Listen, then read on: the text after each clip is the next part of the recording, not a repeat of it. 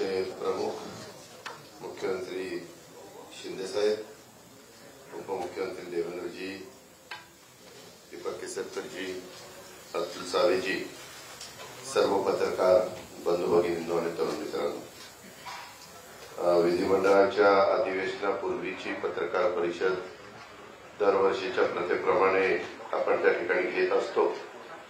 उद्याच्याला मी सुरुवातीलाच आपल्या सगळ्यांचं मनापासून स्वागत करतो. उद्यापासून विधिमंडळाचं पावसाळी अधिवेशन सुरू होत आहे आणि विद्यमान विधानसभेचं विधानसभा निवडणुकीपूर्वीचं हे शेवटचं अधिवेशन असणार आहे.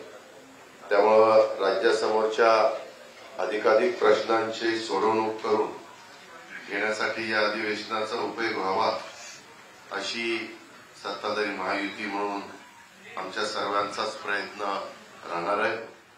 उद्यापासून अधिवेशनाच्या पार्श्वभूमीवर माननीय मुख्यमंत्री महोदय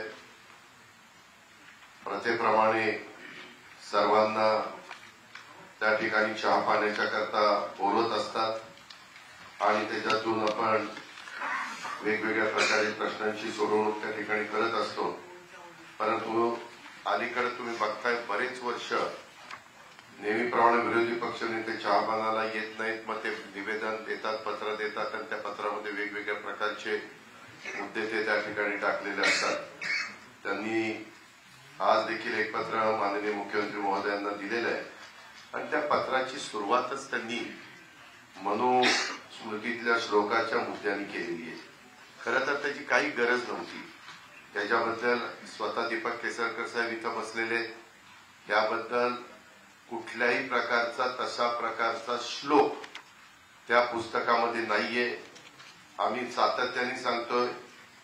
त्याच्यामध्ये त्यांनी पत्राच्या सुरुवातीलाच मनुस्मृतीतल्या श्लोकाचं मुद्द्याचं केलेलं जे काही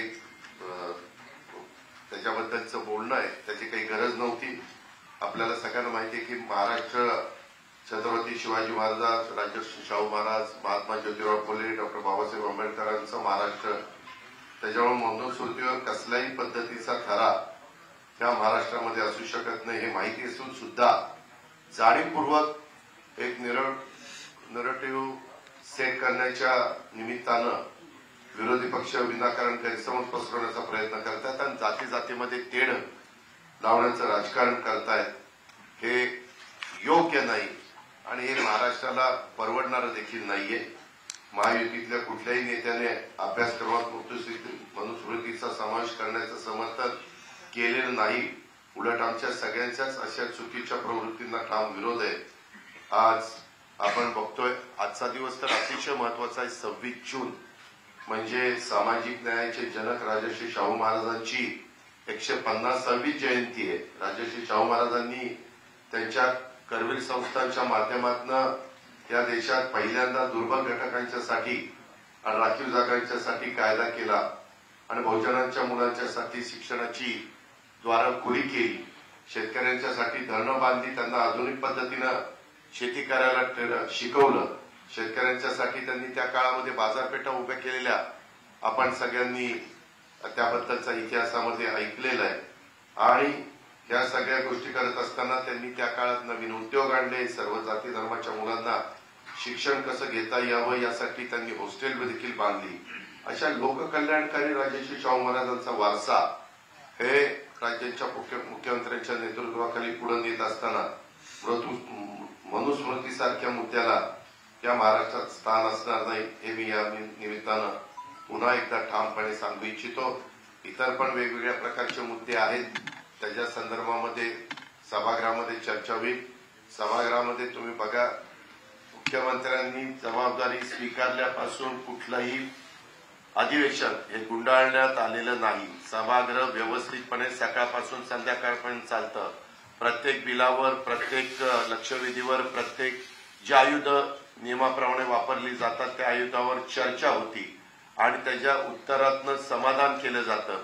प्रत्येकाचं उत्तर राज्य सरकारकडे आहे. त्यामुळं असं कोणी विरोधी पक्षांनी समजण्याचं कारण नाही. वेगवेगळ्या प्रकारच्या बातम्या त्यांना काय द्यायच्या, त्यांनी काय बोलायचं होतं, त्यांचा लोकशाहीमध्ये अधिकार आहे.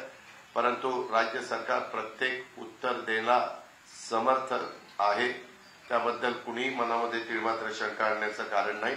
आणि उद्यापासून सुरू होणाऱ्या अधिवेशनामध्ये सतत सगळेजण हजर राहून त्या जे काही वेगवेगळ्या प्रकारचे प्रश्न तिथे निर्माण होतील किंवा राज्य सरकारला उद्याच्या काळामध्ये अर्थसंकल्प, उद्याचा पहिला दिवस आहे पण 28ला अर्थसंकल्प सादर होणार आहे, त्या अर्थसंकल्पामध्ये देखील राज्याच्या एकनाथरावांच्या नेतृत्वाखाली ज्या पद्धतीनं आम्ही पुढे जायचं ठरवलेलं आहे त्याच्याबद्दल पण सर्व काही अर्थसंकल्पामध्ये पण सांगितलं जाईल आणि इतर देखील आयुध वापरून जर काही प्रश्न निर्माण केले गेले तर त्यालाही समर्पकपणे उत्तरं दिली जातील याबद्दलची खात्री या पत्रकार परिषदेच्या निमित्तानं आपल्याला पण आणि आपल्या मार्फत राज्यातल्या जनतेला पण देतो। पुन्हा एकदा आपलं स्वागत करतो। धन्यवाद।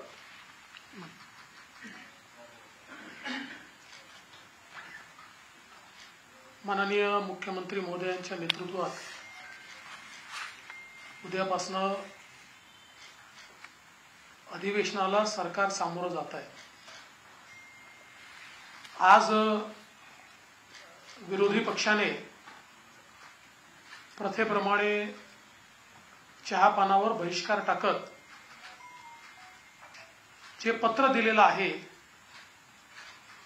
खरं म्हणजे खोटं बोल पण रेटून बोल,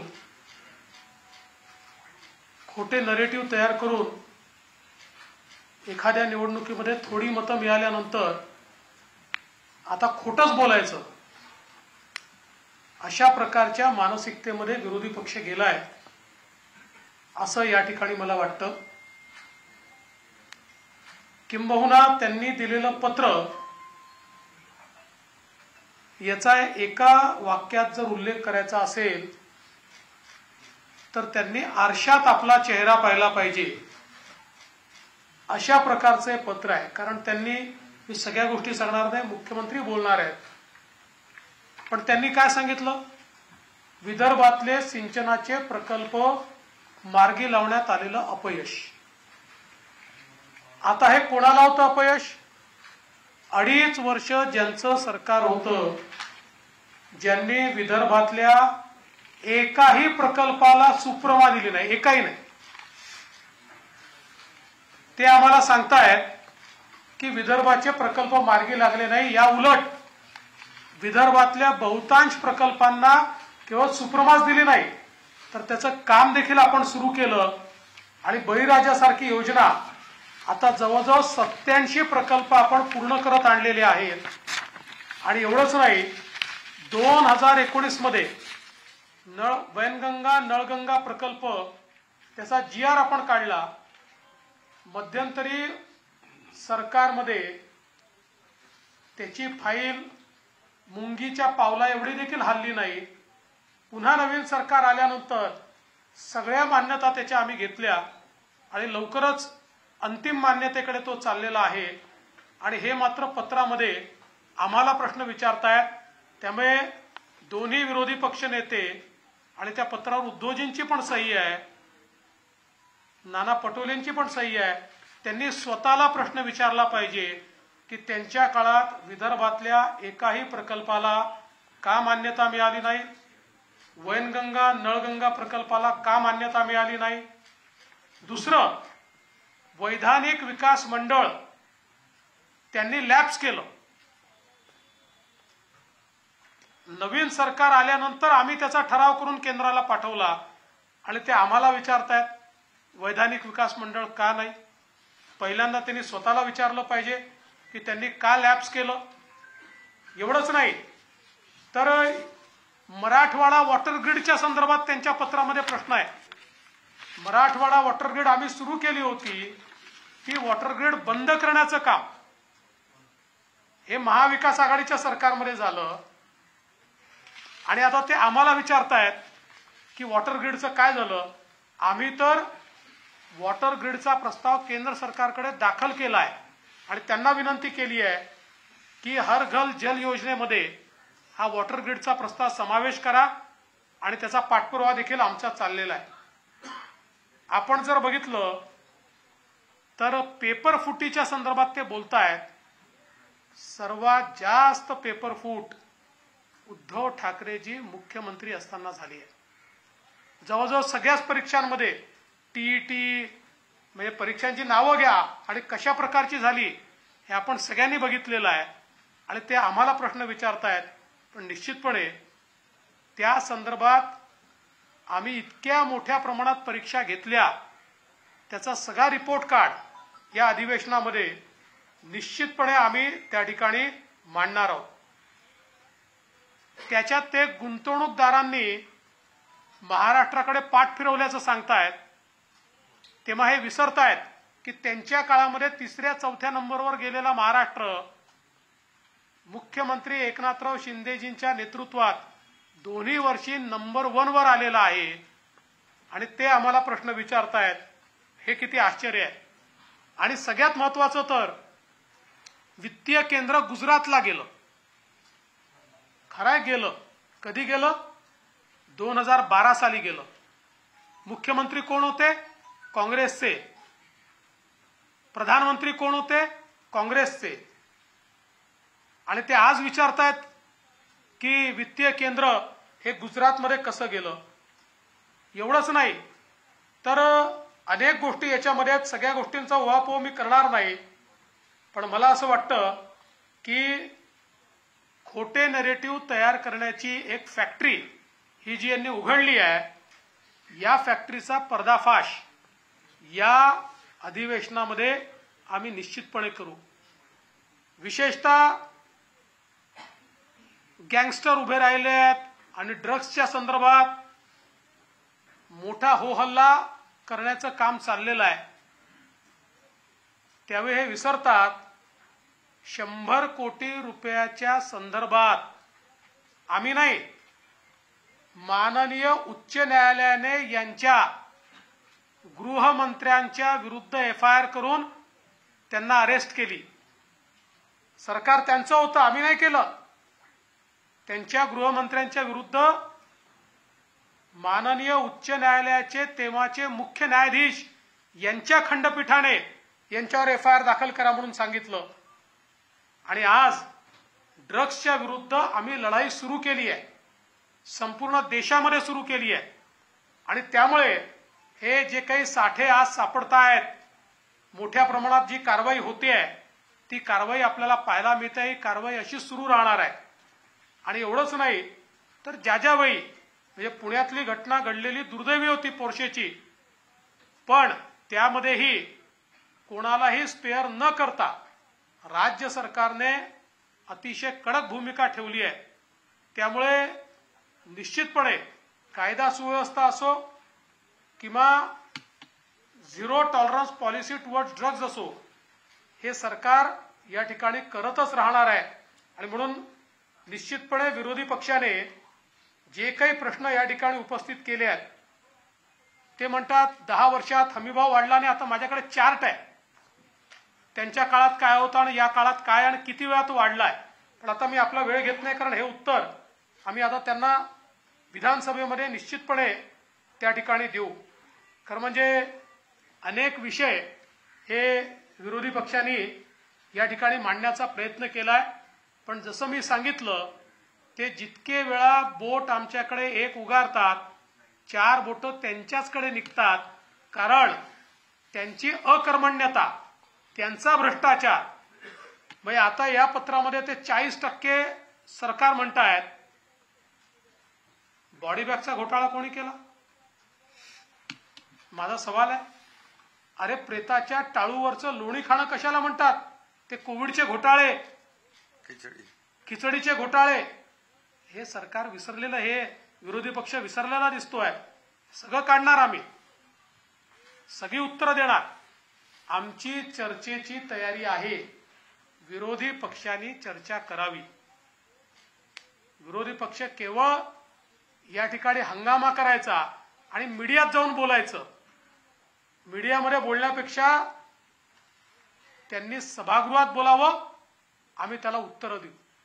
आम्ही शेतकऱ्यांकरता काय केलं, त्यांनी काय केलं याची उत्तरं आम्ही देऊ. पुढे काय करणार आहोत याची उत्तरं आम्ही देऊ. त्यामुळे मला असं वाटतं की सत्ता पक्ष पूर्ण तयारीमध्ये आहे आणि सगळ्या प्रश्नांची उत्तरं ही या ठिकाणी आम्ही निश्चितपणे देऊ. मला विश्वास आहे की आमच्या मुख्यमंत्र्यांच्या नेतृत्वामध्ये एक अतिशय चांगला अर्थसंकल्प आमचे अर्थमंत्री आणि उपमुख्यमंत्री मांडतील आणि महाराष्ट्राला पुन्हा एकदा विकासाकडे प्रगतीकडे नेण्याचा जो प्रयत्न आम्ही सुरू केला आहे त्या प्रयत्नाला बळ देणारं हे अधिवेशन ठरेल हा विश्वास मला आहे। मी पुन्हा एकदा माननीय आपल्या सर्वांचं स्वागत करत माननीय मुख्यमंत्र्यांना विनंती करतो की माननीय मुख्यमंत्री महोदयांनी आपल्याला संबोधित करावं।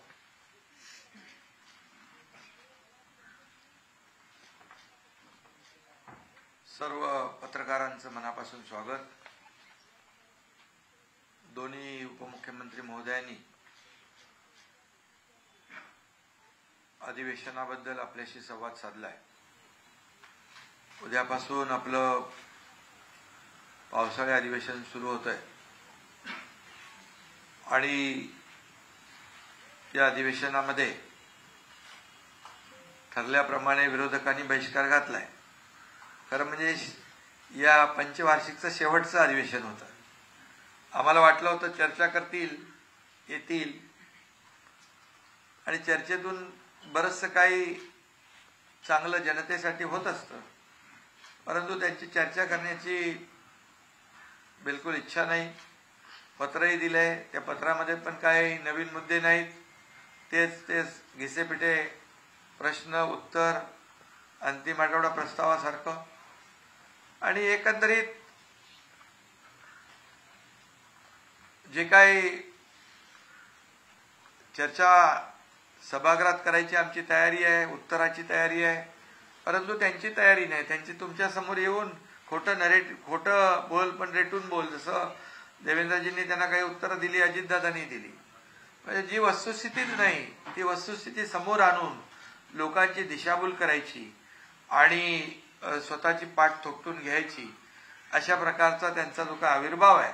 गेल्या वेळेस मी म्हणालो होतो की काय अवसान गळालेलं एक अतिशय म्हणजे गोंधळलेला विरोधी पक्ष यावेळेस मात्र थोडं तुमच्या समोर जरा छाती फुगून आले असतील। कारण लोकसभेमध्ये म्हणाले की लोकसभेमध्ये मिळालेलं म्हणजे अपयश यामुळे आता सत्ताधारी पोकळ आश्वासनांचं घोषणा करतील। अरे कुणाचं अपयश आहे? मोदीजींना हरवा हरवा हरवा म्हणून जंग पछाडलं तुम्ही, मोदी द्वेषाने पछाडले, संविधान बदलणार खोटं नरेटिव्ह सेट केलं, आरक्षण जाणार हे म्हटलं, सगळ्या गावागावामध्ये जाऊन हे सगळं खोटं नरेटिव्ह पसरवून तुम्ही काही प्रमाणामध्ये नक्की त्याच्यामध्ये क्षणिक तुम्हाला आनंद मिळालाय, पण एवढं करून सुद्धा काँग्रेसला जागा किती मिळाल्या? 99। पण 3 वर्ष 15व्या म्हणजे 3 टर्म मध्ये आज 15 वर्ष झाली, 40 50 99। पण तुम्हाला आता 240 पर्यंत पोहोचायला किती वर्ष लागतील? 25 वर्ष लागतील। आणि एवढं करून काय मिळालं? मोदी प्रधानमंत्री झाले, मोदी या देशाचे प्रधानमंत्री झाले, देशातल्या लोकांनी त्यांना मतदान केलं आणि गिरे तो भी टांग उपरवाली म्हण आहे ना, आणि मोदी जिंकले आणि तुम्ही हरलात, तरी सुद्धा आमचे काही लोक दुसऱ्याच्या वरातीत घोडं नाचणारे, बेगाने शादी में अब्दुल्ला दिवाना। अरे काय चाललंय तुमचं? किती मतं मिळाली, किती तुम्ही? अरे उबाटाचं जर सांगायचं तर उबाटा आम्ही समोर 13 लढलो, 7 आम्ही जिंकलो। 19% टोटल मतांच्या 14.5% धनुष्यबाणाला मिळाली, 4.5% तुम्हाला तुमच्याकडे मतं राहिली। आणि ही आता आलेली सूज आहे, ही सूज उतरेल, तात्पुरती सूज आहे। फसवून दिशाभूल करून मतं मिळवलेली आहेत आणि लोकांनाही कळतंय आता। अरे हटाएंगे बोले, हटाएंगे नहीं, हम ही हट गए, वो तो बैठ गए जाके, अभी क्या करने का? आणि म्हणून मी आपल्याला एवढंच सांगतो, आमची सगळी तयारी आहे याच्यामध्ये। जेव्हा सरकार स्थापन झाल्यापासून पहिल्या दिवसापासून विरोधक काय म्हणत होते? सरकार पडणार। आता पडतंय, 2 महिन्यांनी पडतंय, 4 महिन्यांनी पडतंय। पडता सरकार मजबूत होत गेला। अजितदादा आले आमच्या बरोबर, असं अजून मजबूत होत आला। मग मुख्यमंत्री बदलणार, देव पाण्यात बुडवून तुम्ही ठेवले, पण काय झालं का? 2 वर्ष आता 30 तारखेला होत आहे सरकारला. एक मजबूत सरकार या महाराष्ट्राने पाहिलेलं आहे, मजबूत निर्णय घेणारं सरकार महाराष्ट्राने पाहिलेलं आहे. तुम्ही काय सांगता आम्हाला? तुम्ही काय दिलं शेतकऱ्यांना? आमच्याकडे आकडेवारी आहे. शेतकऱ्यांच्या तोंडाला पानं पुसण्याचं काम कोणी केलं हे माहिती आहे लोकांना. आज शेतकऱ्यांना वाऱ्यावर आम्ही सोडणार नाही, सोडलंही नाही. आज शेतकऱ्यांना, शेतकऱ्यांच्या बद्दल जे काय भाष्य केलं जातं, एनडीआरएफचे आम्ही निकष बदलले, डबल केले, 2 हेक्टरचे 3 हेक्टर केले. सततच्या पावसाचं होणारं नुकसान कधी मिळत होतं, गोगलगाईने केलेलं नुकसान मिळत होतं, आपल्या सरकारने दिलं. 15,000 कोटी रुपये फक्त नुकसान भरपाईचे दिले. 6,000 रुपये मोदी साहेबांचे, 6,000 रुपये राज्य सरकारचे, असे 12,000 रुपये आपण देतो. 1 रुपयात पीक विमा योजना देणारं राज्य पहिलं राज्य आहे. 45,000 कोटी रुपये आतापर्यंत शेतकऱ्यांना नुकसान भरपाई आणि या सर्व योजनांमधून आपण दिलेले आहेत. आणि म्हणून हे सरकार काम करणार आहे आणि सर्व समावेशक. मगाशी सांगितलं देवेंद्रजींनी, कुठलं पाण्याचं ते विदर्भाचं सिंचन, एक तरी सिंचन प्रकल्प, 121 सिंचन प्रकल्प आपल्या सरकारने केले, सुधारित प्रशासकीय मान्यता. जवळपास 15 लाख हेक्टर जमीन ओलिताखाली येणार आहे. काय तुम्ही केलं शेतकऱ्यांसाठी? मराठवाडा वॉटर ग्रीड तुम्ही बासनात गुंडाळलं, ते आता आम्ही सुरू करतोय. जलयुक्त शिवार सारखी चांगली शेतकऱ्यांची वरदान ठरणारी योजना तुम्ही बंद केली, देवेंद्रजींच्या काळात चालू होती, ती आम्ही आल्या सरकार आमचं आल्या आम्ही चालू केली. तुम्ही सगळे प्रकल्प बंद केले, मेट्रो पासून सगळं काम बंद केलं, समृद्धी पासून सगळं या अटल सेतूमध्ये दांडा घालून ठेवला. काय काय केलं नाही तुम्ही? हे सगळे प्रकल्प आम्ही सुरू केले आणि आज सगळीकडे योजना, महिलांसाठी योजना असतील, युवकांसाठी असतील, शेतकऱ्यांसाठी असतील, वरिष्ठ ज्येष्ठांसाठी असतील, हे सगळे किती प्रकल्प शासन आपल्या दारी. कधी झालं होतं? कधी कुणाला शासनाचे लाभ कंटाळून कटकट करून सोडून देत होते लोक? आज शासन आपल्या दारीच्या माध्यमातून कोट्यावधी लोकांना, जवळपास 4 कोटीपेक्षा जास्त लोकांना त्याचा फायदा झाला. हे शासनाचं काम आहे आणि शासन लोकांच्या दारातच म्हणजे शोभून दिसतं, लोकांच्या दारात जाऊन काम करणार हे सरकार आहे. बाळासाहेब ठाकरे म्हणायचे, कोणी आलं तर मंत्रालयातून खाली उतरून त्यांना भेटा. आम्ही तर डायरेक्ट शासन दारी आम्ही घेऊन गेलो. आणि म्हणून ह्या सगळ्या ज्या काय बाबी आहेत, खोटं बोला पण रेटून बोला, या परिस्थितीमध्ये थोडा काळ त्यांना आनंद झालेला आहे. आज पुन्हा मोदी साहेब प्रधानमंत्री झालेले आहेत. आल्या त्यांनी काय केलं? शेतकऱ्यांच्या जे काही इन्स्टॉलमेंट आहे, सन्मान, शेतकरी सन्मान योजना, त्याच्यावर सही केली. आज शेतकरी, कष्टकरी, गोरगरीब लोक आहेत, त्याच्यासाठी आम्ही काम करतोय. आणि यामध्ये तुम्हाला मी एवढंच सांगतो की खोटी आकडेवारी देऊन तुम्हाला क्षणिक आनंद घेता येईल, परंतु लोकांना फसवता येणार नाही. गेल्या 2 वर्षाच्या कामगिरीवर आता उद्या आमचा अर्थसंकल्प आहे. अर्थमंत्री इथे बसलेले आहेत आणि आम्ही खोट्या अफवांचा पाऊस पडणारे लोक नाही. आम्ही जे जे बोललोय ते दिलेलं आहे, तपासून घ्या. आणि उद्या देखील उद्याच्या अर्थसंकल्पातून काय काय निघेल ते जनतेच्या हिताचंच निघेल, शेतकऱ्यांच्या हिताचंच निघेल, माता भगिनींच्या हिताचं निघेल, तरुण बेरोजगार लोकांच्या हिताचं निघेल, ज्येष्ठांच्या हिताचं निघेल, सगळ्यांच्या हिताचंच. हे सर्व समावेशक, हे सर्वसामान्यांचं सरकार आहे. आणि आज तुम्ही खोटे आरोप करता. उद्योग पळाले, त्याच्यावर तुम्ही तर बोललात, उद्योग पळाले. अरे आज या महाराष्ट्रामध्ये जवळपास 1,37,00,000 कोटीची पहिली गुंतवणूक झाली, नंतर 5 लाख कोटीची इन्व्हेस्टमेंट झाली. महाराष्ट्र आता इंडस्ट्री फ्रेंडली स्टेट झालेला आहे आणि म्हणून येणाऱ्या सर्व गुंतवणुका ज्या आहेत या महाराष्ट्रामध्ये येत आहेत. महाराष्ट्रामध्ये पोटेन्शियल आहे, चांगलं इन्फ्रास्ट्रक्चर आहे, कनेक्टिव्हिटी आहे, स्किल मॅनपॉवर आहे. आणि तुम्ही काय केलं? तुम्ही माणूस आला की सगळं चर्चा झाल्यानंतर शेवटी आमचं काय? आम्ही ते विचारत नाही. तुम्हाला काय मदत पाहिजे सांगा, आम्ही रेड कार्पेट देतो, आम्ही सबसिडी देतो, सिंगल विंडो क्लिअरन्स आम्ही देतो. म्हणून तर मोठ्या प्रमाणात केसरकर इकडे आहेत. 4 लाख लोकांना जर्मनीमध्ये रोजगार देण्याचा एमओयू साईन झालेला आहे. आज लोडाच्या स्किल डेव्हलपमेंट याच्यामधून डिपार्टमेंटमधून लाखो लोकांना नोकरी मिळाली.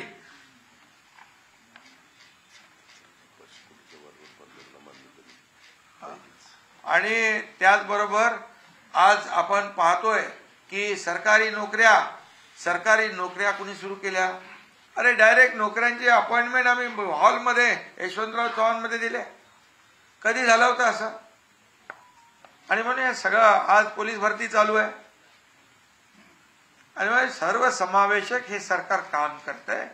त्यामुळे त्यांच्या पायाखालची वाळू सरकले. मी तुम्हाला सांगतो, या कामाच्या जोरावर हे जे केलेले 2 वर्षामध्ये आम्ही घेतलेले निर्णय हे सर्वसामान्यांच्या हिताचे निर्णय आहेत. आज कोस्टल हायवे सुरू झाला, 2 ओपन केले. काय म्हणाले? आम्ही केलं. अरे तेव्हा देवेंद्रजी मुख्यमंत्री होते, सगळ्या केंद्राच्या परवानग्या त्यांनी मिळवून आणल्या, पण तुम्ही त्यांना भूमिपूजनाला बोलवायचं देखील तुम्ही एवढा कदरूपणा असतो का कुठं? हे छोट्या कोत्या वृत्तीचे लोक. आणि दुसरा अटल सेतू, समृद्धी हायवे, हे सगळे गेम चेंजर प्रकल्प आहेत. हे केले कोणी?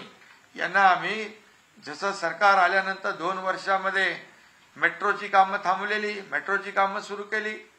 सगळे ही जी काय सगळे आज तुम्ही जिकडे बघाल, मुंबई तर खड्ड्यामध्ये घातली होती. पहिला आम्ही आल्यानंतर मुंबईचे कॉन्क्रीटचे रस्ते करण्याचा निर्णय घेतला. आज त्याची कामं चालू झाली. 2 वर्षामध्ये खड्डेमुक्त मुंबई करण्याचा आम्ही निर्णय घेतला. त्याची अंमलबजावणी आम्ही करतोय. बाळासाहेब ठाकरे कुठले म्हणाले आरोग्याची बोजवारा उडालाय. आरोग्य यंत्रणेमध्ये बाळासाहेब ठाकरे आपला दवाखाना मुंबईमध्ये बघा, आज जाऊन बघा तिथे काय आपण लोकांना सेवा देतोय. आज मुंबईतल्या हॉस्पिटलमध्ये 0 प्रिस्क्रिप्शन, औषधाला पैसे लागणार नाही, तेव्हा आपण निर्णय घेतलाय. आज कॅशलेस आपण सेवा करतोय. त्यामुळे हे सगळं जे आहे, हेल्थ, एज्युकेशन, सगळ्याच क्षेत्रामध्ये, कृषी विभागामध्ये, सर्व क्षेत्रामध्ये, उद्योग विभागामध्ये आज ज्या पद्धतीने लोक येत आहेत, खऱ्या अर्थाने हा जो काही विकास आहे हा लोकांना पावत नाही.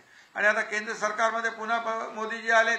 त्यांनी मगाशी मी म्हटलं की शेतकऱ्यांसाठी निर्णय घेतला तसा वाढवणचा 67,000 कोटीचा प्रकल्प आज त्यांनी मंजूर केला. आज पूर्णपणे गेम चेंजर होईल, तिथे विकास होईल.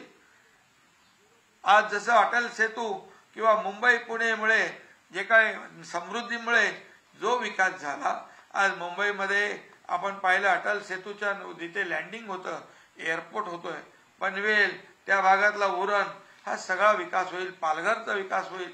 आणि मग संपूर्ण राज्याचा विकास झाला पाहिजे, ही भूमिका आम्ही घेऊन चाललेलो आहे.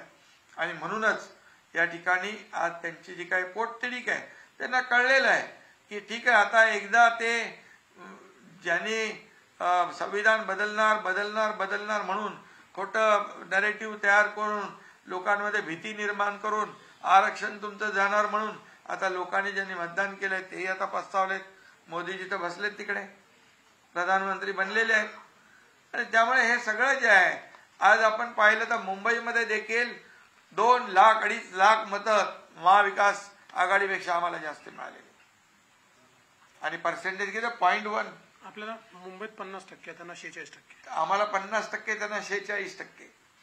आणि टोटल मतांचं 0.3% डिफरन्स आहे. आणि आता याच्यापेक्षा तर खाली आम्ही जाऊ शकत नाही. कामं तर आम्ही केलेली आहेत. त्यामुळे आता काय बोलायचं, म्हणजे खोटे नाटे आरोप करायचे. संविधानाचं केलं, आता काय स्वाभिमान? कसला स्वाभिमान? कुठं घाण टाकला तुम्ही? कधी ठेवला? स्वाभिमान असता तर 2019ला तुम्ही घाण टाकला नसता. बाळासाहेबांचे विचार घेऊन आम्ही पुढे निघालो, सरकार बनवलं, लोकांच्या मनातलं सरकार बनवलं. म्हणून आज त्यांच्यापेक्षा आम्हाला मतं लोकांनी जास्ती दिली आहे. त्यांचा 42% स्ट्राईक रेट आहे, आमचा 47% स्ट्राईक रेट आहे. हे मी छाती ठोकपणे सांगतो, तपासून घ्या. आणि लोकांनी आता ते दिंडीला आम्ही 20,000 रुपये दिले. बरे बोलतात दिंडीला पैसे दिले. नवीन मित्र जे आले त्याच्यामुळे दिंडी त्यांना पोटदुखी झाली, नवीन मित्र जमा झाल्यामुळे. पण आता हे वारकरी संप्रदाय पायी चालत जातो, त्यांचं ते त्या ह्याच्यामध्ये समाज प्रबोधनाचं काम करतात ते, आणि त्यांना आम्ही 20,000 रुपये दिले. ते आतापर्यंत कधी दिले नाही, यावेळेस दिले. ती पोटदुखी झाली. आम्ही ज्या ज्या योजना करतोय त्या आता पुढे बघा, आता उद्या बजेट झाल्यावर काय काय बोलतील. त्यामुळे आम्ही तुम्हाला सांगतो, गेले 2 वर्षामध्ये केलेले जे काम आहे त्या कामाच्या जोरावर आणि आता येणाऱ्या अर्थसंकल्पामध्ये देखील आम्ही लोकांच्या हिताचे निर्णय घेणार आहोत. आणि घरी बसलेल्या लोकांना लोक मतदान नाही करत, फील्डवर उतरून काम करणाऱ्या लोकांनाच मतदान करतात. हे लोकसभेची निवडणूक ही आता त्यांनाही कळलेली आहे, एकदाच होतं, परत परत होत नाही. आणि आता होईल ते कामाच्या जोरावर होईल. आणि या राज्यामध्ये मी आपल्याला एवढंच सांगतो की जनता जनार्दन, काही लोक काय म्हणाले, कुठे निरोप द्यायचा सभा, काय निरोपाचं अधिवेशन आहे, तर निरोप द्यायला तर यायला पाहिजे का नाही सभागृहात, का फेसबुक लाईव्हवर निरोप समारंभ देणार. आणि निरोप काय, निरोप द्यायचा का घ्यायचा आहे जनता ठरवत असते. हे जनता जनार्दनाच्या हातात असतं. त्यामुळे जनतेची सेवा आम्ही केलेली आहे.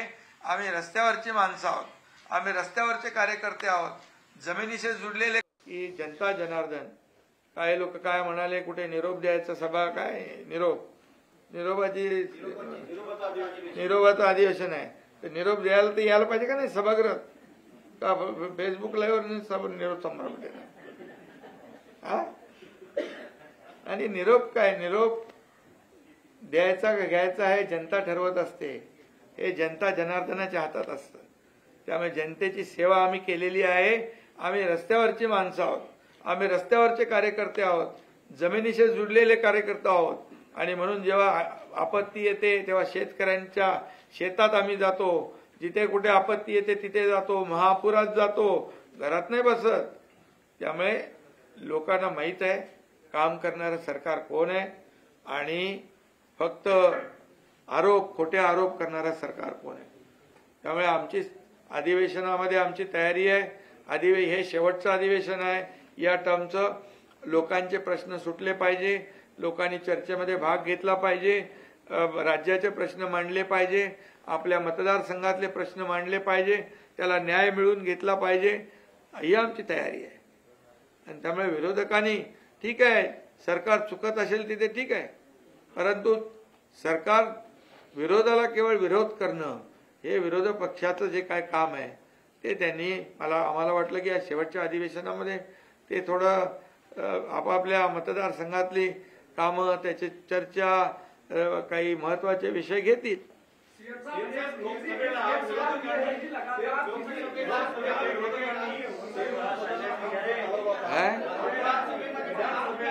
अरे एक जण बोला ना, काय चाललंय, काय चालवलं. संविधान बदलणार चालवला होता. आता महाराष्ट्राचा स्वाभिमान जो आहे तो आगामी विधानसभेला लावून जाणार आहे. अरे मी मगाशी म्हटलं ना, ते संविधान कधी बदलणार आहे का. बाबासाहेबांचं संविधान, आपलं संविधान देशाचं संविधान जगात सर्वोत्तम आहे आणि मोदीजींनी तर त्याला कपाळाला लावलं. आणि दुसरी गोष्ट, बाबासाहेबांना कुणी हरवलं, काँग्रेसने 2दा हरवलं. बैठकीमध्ये अनेक निर्णय आम्ही घेतले आणि ते तुम्हाला कळते. अरे दूध उत्पादन 5 रुपये देतो ना आपण. त्याबद्दलचं उत्तर मी सभागृहात देईन, काळजी करू नका.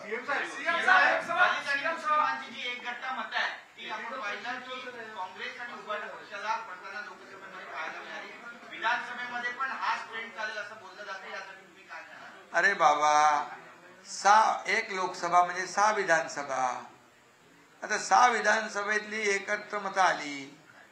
ही विधानसभेमध्ये एकीकडे 40,000 50,000, दुसरीकडे 3 लाख मतं आहेत. आणि आता सगळे जागृत झालेले आहेत. एवढं करून पण मिळवलं काय, किती पर्सेंटेज आपल्यापेक्षा जास्ती मतं मिळवली, तर त्याचा अभ्यास करा.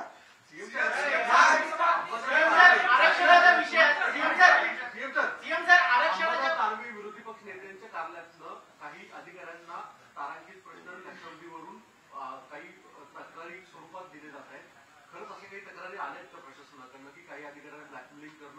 अधिवेशनाच्या तोंडावर काही प्रश्न विचारला जाणार. कोण अंबादास करतात का ब्लॅकमेल? काही अधिकाऱ्यांनी ते तपासून घेऊ ना. ते आमच्याही कानावर आलेत ते. आरक्षणाच्या विषयामध्ये सगळे सोयरे हा जो शब्द आहे हा कळीचा मुद्दा ठरतोय आणि दोन्ही समुदाय, मराठा समुदाय किंवा ओबीसी समुदाय, याच सगळे सोयरे या मुद्द्यावरती अडून. अरे बाबा बघा, भूमिका काय आहे? सरकारची भूमिका पहिल्या दिवसापासून स्पष्ट आहे. आजही आहे, उद्याही आहे. मराठा समाजाला आरक्षण देताना ओबीसी किंवा इतर समाजावर अन्याय आम्ही करणार नाही. त्याप्रमाणे आम्ही विशेष अधिवेशन घेतलं, मराठा समाजाला 10% आरक्षण दिलं. त्याचबरोबर कुणबी प्रमाणपत्र, ज्या जुन्या नोंदी कुणबी होत्या ज्यांना मिळत नव्हते, जस्टिस शिंदे कमिटी करून आम्ही त्यांना द्यायला लागलो. ते सुरू झालेलं आहे. आता एक ड्राफ्ट नोटिफिकेशन काढलं आहे की त्याच्यावर हरकती आलेल्या आहेत. त्या हरकतींच्यावर स्क्रुटिनी चालू आहे. त्याचबरोबर सर्वपक्षीय बैठक आपण आयोजित केलेली आहे आणि त्या बैठकीमध्ये सारासार विचार करून सर्वांची मतं घेऊन निर्णय घेऊ.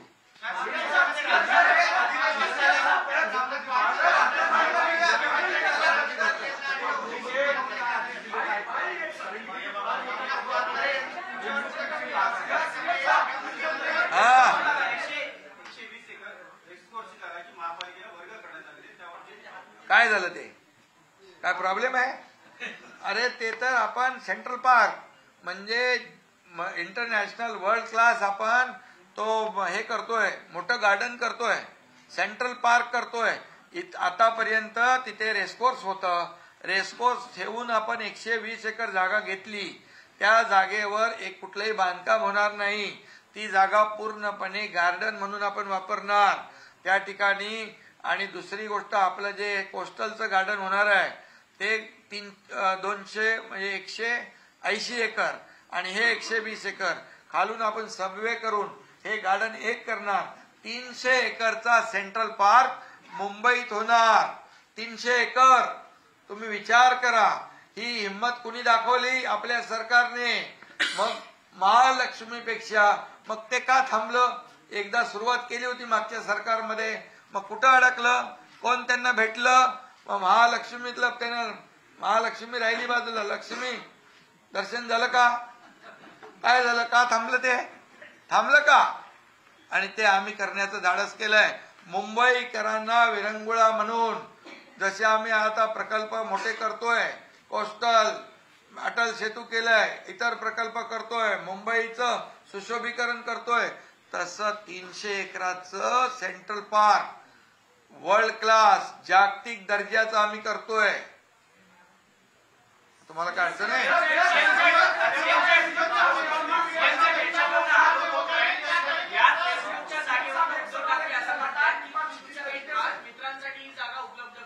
कुठे? उद्धव ठाकरे असा आरोप करतात. कशामध्ये? कुठल्या गार्डन मध्ये? पण अरे रेसकोर्स वर बांधकामच नाही होणार आहे. गार्डन मध्ये खेळायला काय? आमचे मित्र 120 अरे 100 मित्रांना बोलू, त्यांच्या मित्रांना पण बोलू. 120 एकर म्हणजे 300 एकराचं गार्डन मुंबईमध्ये होत आहे. पत्रकार मित्रांनो, तुम्हाला याची नोंद घ्या. 300 एकरचं गार्डन सेंट्रल पार्क या मुंबईत होत आहे. एक मोठा ऑक्सिजन पार्क आहे. आम्ही डीप क्लीन ड्राईव्ह सुरू केलं, पोल्युशन खाली आलं, रस्ते